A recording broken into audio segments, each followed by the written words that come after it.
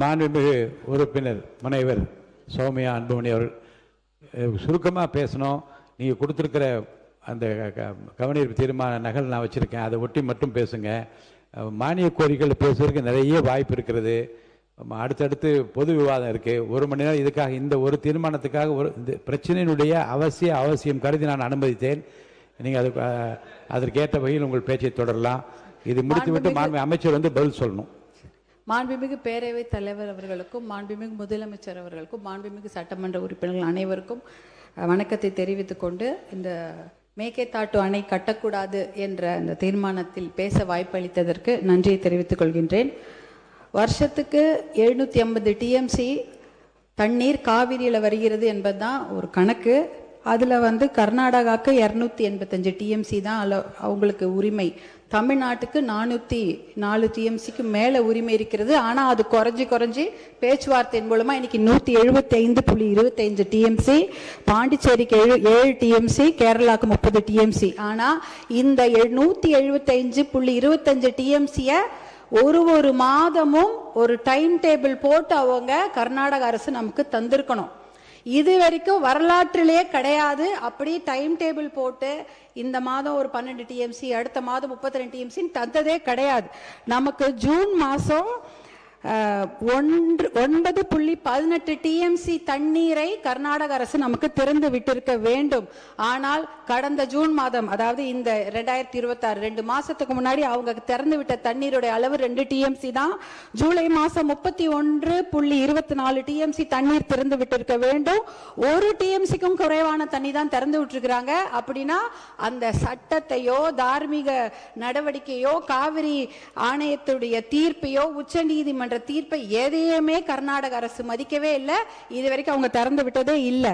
நமக்கு அதனாலதான் குறுவை சாகுபடிக்கு பாதிப்பு ஏற்பட்டிருக்கு. குறுவை சாகுபடி பண்ண முடியல, அதனாலதான் விவசாயிகள் பாதிச்சிருக்கிறாங்க.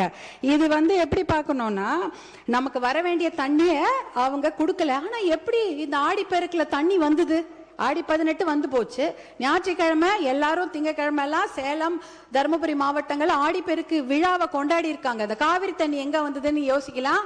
ஆனா அது காவிரி தண்ணி கர்நாடக அரசு நமக்காக கொடுத்த தண்ணி கிடையாது. கேரளால வயநாட்டுல பயங்கரமா மழை பெஞ்சுது. அந்த வெள்ள நீர், அதிகப்படியான அந்த வெள்ள நீரை தான் அவங்க கபினி அணையில தேக்கி வைக்கிறாங்க. அந்த தண்ணி கபினி டேம் ஃபில் ஆயிடுச்சு. ஃபில் ஆனதுனால வேற வழி இல்லாம தான் தண்ணி, உபரி நீர், வெள்ள நீர் தான் நமக்கு திறந்து விட்டுருக்காங்க. ஹாரங்கியில இருக்கிறதோ, ஹேமாவதியில இருக்கிறதோ, கேஆர்எஸ்ல இருக்கிற கிருஷ்ணராஜசாகர் டேம் தண்ணி அவங்க திறந்து விடல. அது முழுக்க கர்நாடக மாநிலத்தில் அந்த பெய்யக்கூடிய மழை, அந்த காவிரி நதி நீரை அதை தேக்கி வச்சுட்டாங்க. இது கேரளால இருந்து வர வேண்டிய தண்ணி தான் வேற வழி இல்லாம கபினி மூலமா நமக்கு வந்திருக்குது. அதனால அவங்க மனசு சட்டப்படி திறந்து வைக்கல, ஆணையத்தோட தீர்ப்பு படி திறந்து வைக்கல. அவங்க தண்ணி அதிகமான வெள்ள நீர் அவங்க ஊர்ல வந்துடக்கூடாதுன்னு தான் திறந்து வச்சிருக்கிறாங்க. இன்றைக்கு நம்மளுடைய சட்டமன்றத்தில் ராஜ்யசபா, அதாவது பாராளுமன்றம் நடந்து கொண்டிருக்கிறது. பாராளுமன்றம் நடந்து கொண்டிருக்கும் போது முக்கியமான 10 கேள்விகளை மருத்துவர் அன்புமணி ராமதாஸ் அவர்கள் இங்க மேலவே ராஜ்யசபால கேட்டிருக்கிறாரு. அந்த ஒரு கேள்விக்கு தான் அமைச்சர் பதில் சொல்லி இருக்கிறாங்க.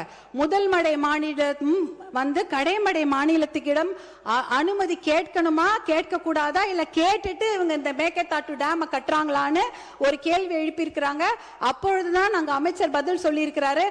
முதல் மடை மாநிலங்கள், அதாவது இந்த கடைமடை மாநிலங்களான தமிழ்நாடு போல மாநிலங்கள் கிட்ட முதல் மடை மாநிலங்கள் அனுமதி கோர தேவையில்லை என்ற ஒரு தகவலை டெல்லியில அந்த அமைச்சர் சொல்லி இருக்கிறாங்க. இந்த கேள்வி கேட்டதே மருத்துவர் அன்புமணி அவர்கள் தான் ராஜ்யசபால. அடுத்த கேள்விக்கு அடுத்த நாள் இன்னொரு அமைச்சர் பதில் சொல்றாங்க. அந்த கேள்வி என்னன்னா, detail project report for Mekedatu dam, அதற்கு இந்த உச்ச நீதிமன்றமோ இல்ல பாராளுமன்றம் அனுமதி கொடுத்திருக்குதா, நீர்வளத்துறை அமைச்சர்கள் அனுமதி கொடுத்திருக்கிறார்களா அப்படி என்ற கேள்வியை மருத்துவர் அன்புமணி ராமதாஸ் அவர்கள் எழுப்புகிறார்கள்.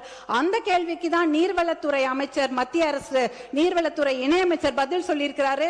அப்படிப்பட்ட விரிவான தகவல் அறிக்கை டிபிஆருக்கு எந்த அனுமதியும் பாராளுமன்றம் தரவில்லை, அமைச்சகம் தரவில்லை என்ற பதில சொல்லியிருக்கிறாங்க. இந்த கேள்வி கேள்விகளை கேட்டு பதிலை பெற்றதே மருத்துவர் அன்புமணி அவர்கள் தான். அப்படி இருக்கும்பொழுது அவருடைய சஜஷன் என்ன?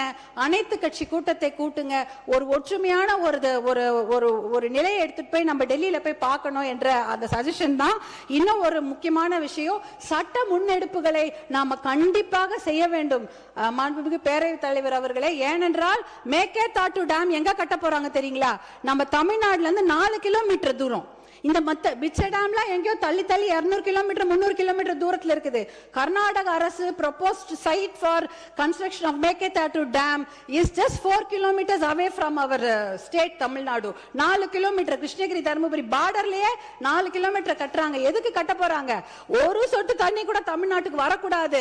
வரக்கூடிய அத்தனை தண்ணியும் எல்லா டேம்லயும் சேர்த்து வச்சுட்டு மேகேதாட்டுல 70 TMC தண்ணியை புடிச்சு வச்சுக்கிட்டு ஒரு சொட்டு நீர் கூட தமிழ்நாட்டுக்கு வரக்கூடாது என்பதற்காக தான் தமிழ்நாட்டுக்கு மிக அருகில் டேம் கட்டுறாங்க.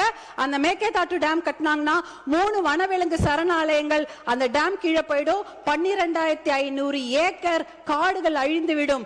புலிகள் சாங்சுவரி இருக்கு, பிலிகிரி ரங்கநாத சுவாமி கோவிலுடைய புலிகள் காப்பகம் இருக்கிறது, காவேரி வைல்ட் லைஃப் சாங்சுவரி இருக்கிறது, அதே சமயம் மாதேஸ்வரன் மலை சாங்சுவரி, அத்தனை வனவிலங்கு சரணாலயம் இருக்கக்கூடிய நீர்வேம்பு